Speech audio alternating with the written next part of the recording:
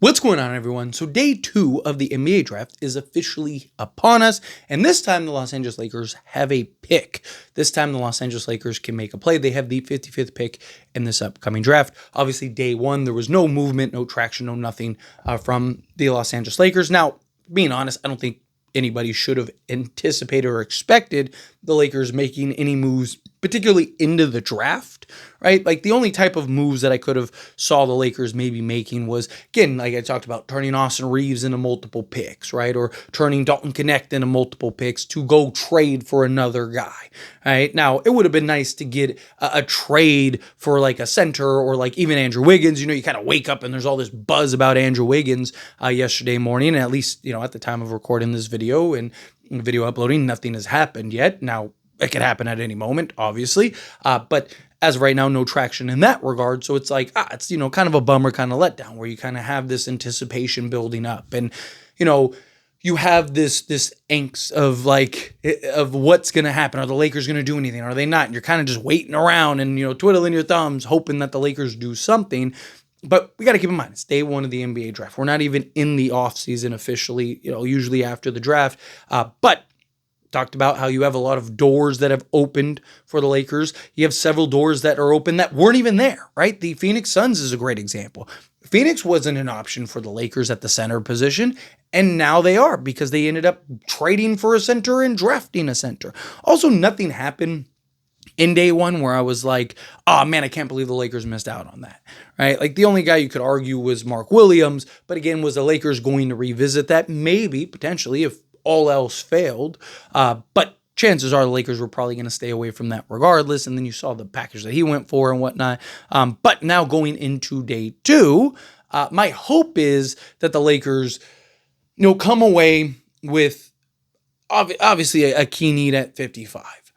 Question is, do they get a center or do they get a wing? To me, I think it depends on what the Lakers think it would be easier for them to get, right? So, for example, if they think like, hey, we can go get a Nick Claxton and then sign a Clint Capella, well, then you should go look to like a Zion James. I think would be fantastic, right? Kind of a Lou Dort type, a little taller, a little bigger, right? Can defend 1 through 3, right? Some nights, you know, the little small ball units and stuff could even maybe defend at the 4. Just a big, strong, physical, versatile guy, a little older, but the Lakers like those kind of guys, right? Somebody like that, for example, right? Maybe you go get that defensive, you know, 3-and-D wing, a guy that can come in and maybe potentially be a rotation piece, at least during the regular season, 82 game season, right? If you can get a piece like that, that would be fantastic for the Lakers. But if you think, okay, well, we can get an Andrew Wiggins, which would limit us in what we could get for a center, and so let's go draft a center, sure.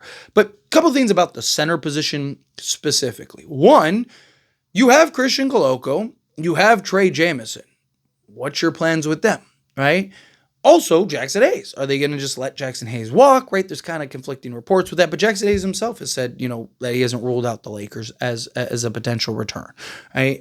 You know, reports were that he wasn't satisfied with his role towards the end of the season, which I imagine he's probably not going to be satisfied with his role again if he's the second or third big, which hopefully is the third big. But, you know, see how that goes, right? So, but even if he leaves, you still have Christian Koloko and Trey Jamison. What are you going to do with those guys? Are you going to let them go? Are you going to keep them, right? Also, there's an abundance of centers still. Like there's still several centers that I'd love for the Lakers to get that are you're probably going to have, you know, 2 or 3 maybe that go undrafted that the Lakers could maybe even get. And that's not counting, maybe you could convince a guy to kind of pull in Austin Reeves. Like, hey, we need a center, right? Like, go undrafted and you can have a chance to make the main roster. You might get a center that's like, I'm going to be the 50th pick, right? Instead of me being the 50th pick, let me just go undrafted and I can go to the Lakers. And then the Lakers could go draft a 2-way wing, right? That could be an option for the Lakers as well. But again, if you can find the guy, if there's a guy that you clearly believe in, right?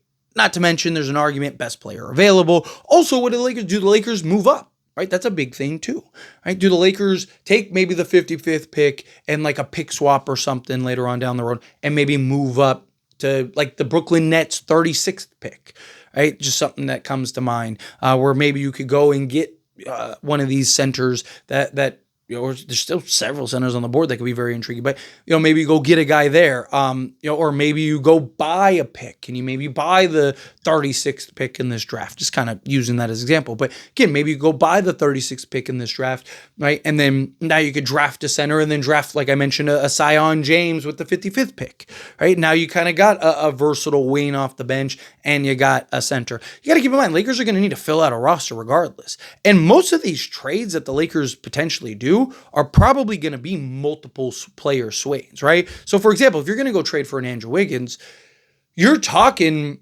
Gabe Vincent and Rui Hachimura, but you're only getting one player back. So that opens up a roster spot. And you got to think. So let's say Lakers, we'll just use that as an example. Say the Lakers trade for Andrew Wiggins, right? So you have Andrew Wiggins basically swapping for Rui Hachimura, but now you have Gabe Vincent, right? You got to fill that spot. You'd have, not to mention if you pull off any other 2-for-1 trades or anything like that, but let's leave that alone for right now. You'd have Gabe Vincent that you need to fill. You'd have Jackson Hayes. You'd have Markieff Morris. You'd have Alex Len. You could free up Shake Milton if you needed to, right? He's on a non-guaranteed deal. So, Lakers could get 5 to 6 open roster spots that they need to fill. And are you going to be able to get 5 or 6 free agents in this upcoming free agency? Also, this isn't like a super stacked, crazy free agency where it's like just there's an abundance of guys. Right? Lakers are probably very limited on the type of guys that they could get in free agency. Now look, maybe it's possible LeBron, if you do pull off an Andrew Wiggins trade, right? Maybe LeBron goes, you know what? Like I'm willing to take a discount so we can go get a better center. Like let's say the Lakers go get Andrew Wiggins and and Nick Claxton, right? And it's like, hey, well, you know what we could really use? Some bench depth. Right? It's like you have the capability of doing that for us. And then maybe LeBron would do something like that. And then you can get maybe some of these higher end guys. But realistically speaking, probably going to need to split. Right? You're probably looking to bring in like a Christian Koloko onto the main roster as like a third center. Right? Or maybe one of these other undrafted free agent guys that you like that maybe can come in. Also, again, like I said, keep an eye on the undrafted free agents or I don't know why I keep, undrafted free agents. I thought I was saying unrestricted. But yeah, like these undrafted free agents, kind of keep an eye on some of these guys. There might be 2 or 3 that the Lakers, might make sense. And maybe you can find a guy or 2 that can come in. You've got guys like, Quincy Olivari that's still on the Lakers G League that I'd love to see kind of get an opportunity.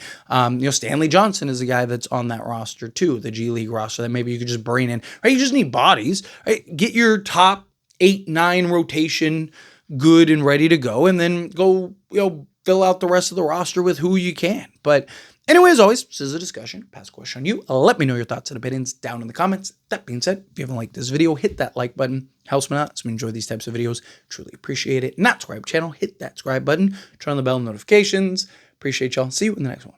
Thank you.